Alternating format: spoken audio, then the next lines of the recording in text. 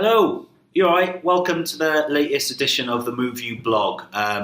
We've just got back from South by Southwest actually, so we had pretty much a week over there in the interactive bit of South by Southwest.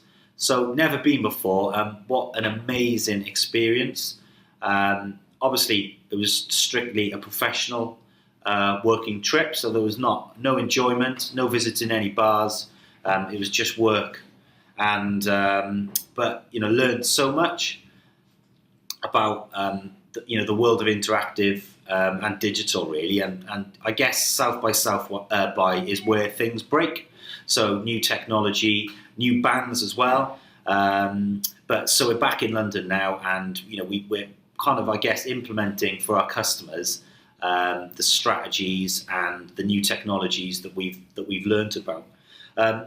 One thing, well, I guess one message that was really strong whilst we were out there was the power of word of mouth, and how word of mouth is just so much more powerful than traditional advertising, especially when you think of social media and the ability to kind of really build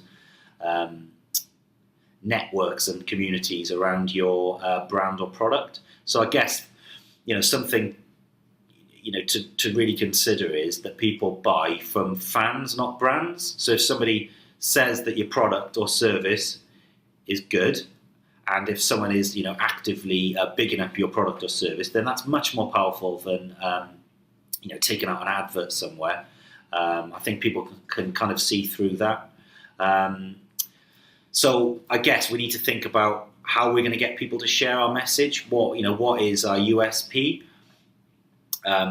What is it about our product and service that people will want to share and that people will want to be fans of?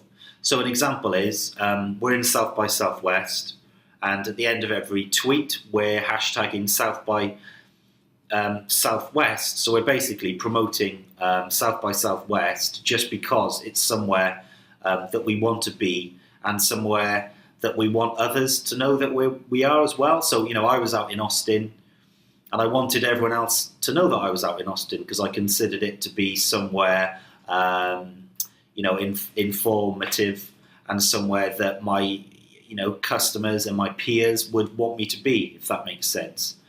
There were some really good examples actually of brands who kind of use some quite quirky ways of promoting a product and service. And what I'm going to do after this blog is I'm going to show you, so I'm just going to need to look at that, willitblend.com, which is basically the most boring product ever, a blender. So, this brand have managed to kind of come up with a way of promoting a blender and creating millions and millions of YouTube views,